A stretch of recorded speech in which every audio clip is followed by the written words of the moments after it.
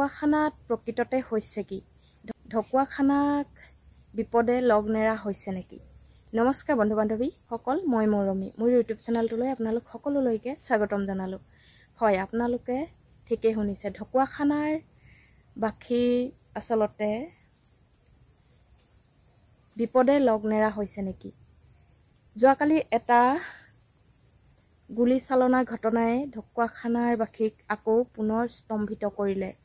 কাৰণ ঢকুৱাখানাত 1 জুন তাৰিখে যিটো সুনীল গগৈ হত্যাকাণ্ড বা জাহাংগীৰ হত্যাকাণ্ডৰ তাৰ লগত আচলতে বহুত ডাঙৰ ডাঙৰ ক্ৰিমিনেল জড়িত হৈ আছে বুলি বাতৰিত প্ৰকাশ পাই আছে আৰু বহু ৰহস্যৰ মাজত সেই ঘটনাটো সোমাই গৈছে। তাৰ মাজতে যোৱাকালি 9 জাইকৈ গুলি ফুটোৱা ঘটনাই ঢকুৱাখানাৰ বাসীক আচলতে স্তম্ভিত কৰি দিছে। সেয়েহে মই আপোনালোকক এই ভিডিঅ'টো আগবঢ়ালোঁ আৰু ভাল লাগিলে লাইক কমেণ্ট শ্বেয়াৰ কৰিবলৈ নাপাহৰিব। বলক তেন্তে ভিডিঅ'টোৰ মাজলৈ। আৱাজটো গম নাপালোঁ, মানে আজি ৰাতিপুৱা শুই উঠি মই ফাৰ্ষ্টত শুই উঠিছোঁ আৰু আনিলে ওলাই গৈ তাৰপিছত মই লেট্ৰিন চেট্ৰিন কৰি মানুহবিলাকে তাতে গোট পিটকৈ আছে, আমাৰ বোৱাৰীবিলাকে আৰু বাচ্চা ল'ৰা এজনে, তাৰপিছত মোৰ দাদা এইজন, মানে এতিয়া তাৰমানে আমি তাত বহি থাকোঁতে বস্তুটো কালি যোৱা ৰাতি তাৰমানে কথাটো উলিয়ালে, শব্দটো শুনিলে নাই মই নুশুনিলোঁ নহয়, এনেকৈ 8-বাৰমান শব্দ হৈছে।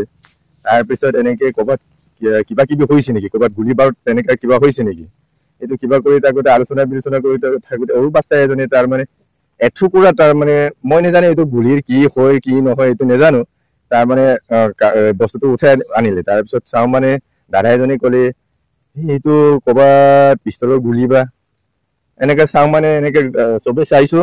তেতিয়া 3টামান পালোগৈ, পোৱাৰ পাছত তাৰমানে চবেই এইটো কি বস্তু ক'ত কেনেকৈ হয়, নে এনে পুঠাইছে নে ক'ৰবাত কি কৰিছে কোনেও গম নাপায়। এতিয়া ৰাতিমণিৰ কথা, ৰাতি 12টা বা 12:30মান বাজিছে, 12টা 12:30 ভিতৰত। তাৰপিছত বৰষুণ ইফালে কোনেও মানুহটো যোনো তেনেকৈ ওলাই চোৱা নাই, শব্দটোৱে মোটৰ ওপৰত শুনি পাইছে, তাৰ বাহিৰে একো নাই।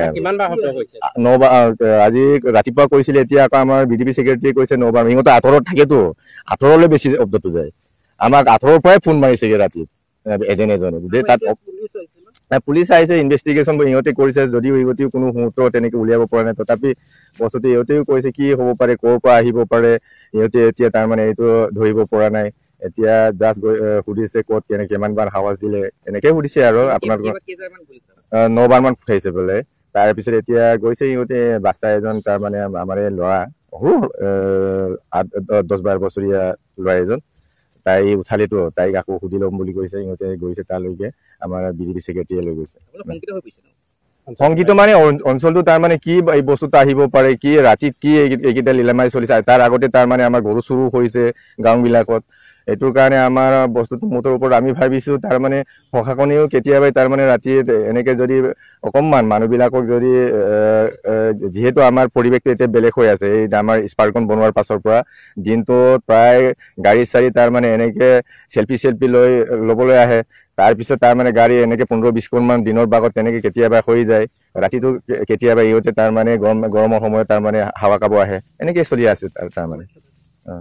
নিশ্চয় শুনিলে, কোনোবা দুৰ্বৃত্তই আহি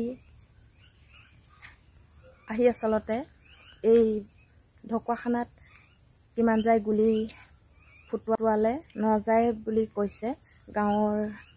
গাঁওৰক্ষী বাহিনী আৰু আৰক্ষী প্ৰশাসন ইতিমধ্যে উপস্থিত হৈ তদন্ত আৰম্ভ কৰিছে। প্ৰকৃততে সুনীলৰ হত্যাকাণ্ডৰ লগত যিহেতু বহুত ডাঙৰ ডাঙৰ মানুহৰ হাত আছে বুলি কৈছে, সেয়েহে সুনীলক বিচাৰি এনেকৈ গুলী চালনা কৰাৰ হৈছে নেকি মানুহৰ মনত বহুত প্ৰশ্ন আহে।